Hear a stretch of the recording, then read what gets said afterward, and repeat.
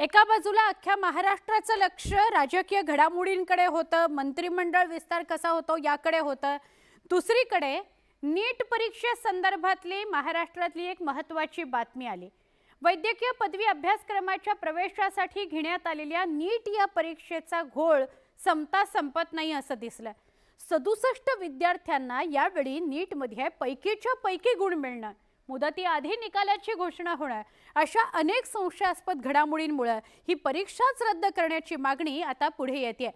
त्यामुळे नीट विरोधात आता महाराष्ट्रासह देशात रणकंदन माजलेलं आहे।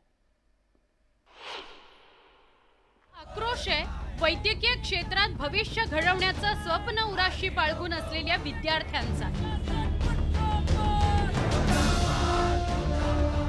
पुण्यात संतप्त विद्यार्थ्यांनी आंदोलन केलं। छत्रपती संभाजीनगरमध्ये विद्यार्थ्यांनी एकत्र येत मूक निदर्शनं केली, तर जळगावच्या 40 गाव उपराजधानी नागपुरातही विद्यार्थ्यांनी मोर्चा काढला। वैद्यकीय पदवी अभ्यासक्रमाच्या प्रवेशासाठी घेण्यात आलेल्या नीट परीक्षेचा निकाल लागल्यापासून महाराष्ट्रासह देशात पालक आणि विद्यार्थ्यांमध्ये असंतोष आहे। त्यामागचं कारणही तसंच आहे।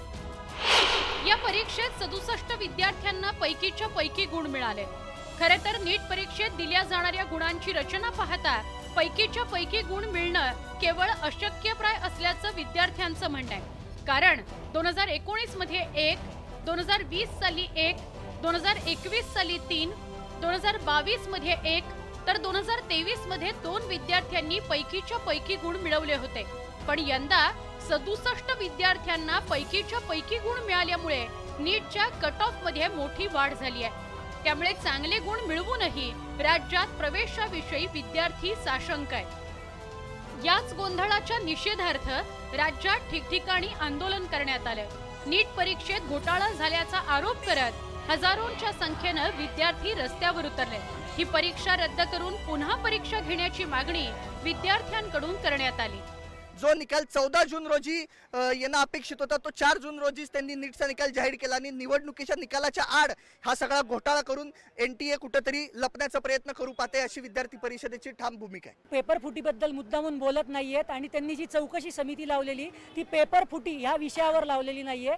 ज्या विद्यार्थ्यांना जास्तीचे ग्रेस मार्क मिळालेले आहेत किंवा ज्यांना प्रॉब्लेम झालेला आहे की रिझल्ट त्यांचा खरंच जेन्युइन आहे त्यांच्यासाठी ती जी काही कमिटी आहे ती त्यांनी नेमलेली आहे। याच्यामध्ये लवकरात लवकर एक उच्चस्तरीय याच्यामध्ये एक इन्व्हेस्टिगेशन व्हावं, याच्यासाठी एक चौकशी व्हावी आणि एकदम पारदर्शक चौकशी व्हावी। 620 मार्काला 50,000वी रँक आले। 620 ला आधी एम्स कॉलेज मिळू शकायचं, पण आता आउट ऑफ आउट मार्क पडणाऱ्या पोरांना पण एम्स दिल्ली मिळणं अवघड झाले।